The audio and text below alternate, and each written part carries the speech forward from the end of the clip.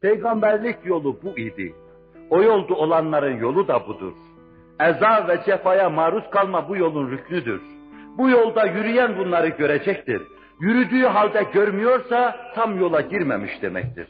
Muhakkak başına gelecektir bunun. Gösterebilir misiniz Ebu Hanife'nin başına gelmediğini, Şafii'nin başına gelmediğini, aslınızın adamının başına gelmediğini gösterip misal olarak verebilir misiniz? Yolda iseniz gelecektir başına. Yolda iseniz. Yolda olmanızın alametidir tokat yemeniz.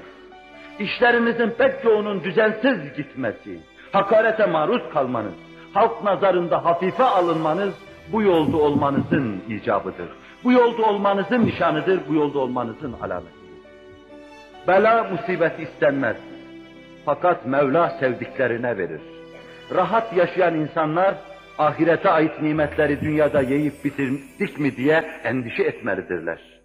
Burada sıcak döşekte yatan, sözde hak ve hakikate sahip görünen kimseler, rahatlarını bozacak herhangi bir hadise karşılarına çıkmıyorsa, اَذْهَبْتُمْ طَيِّبَاتِكُمْ فِي حَيَاتِكُمُ الدُّنْيَا وَاسْتَمْتَعْتُمْ بِهَا ayetinin tokatını yediklerinden endişe etmeliler.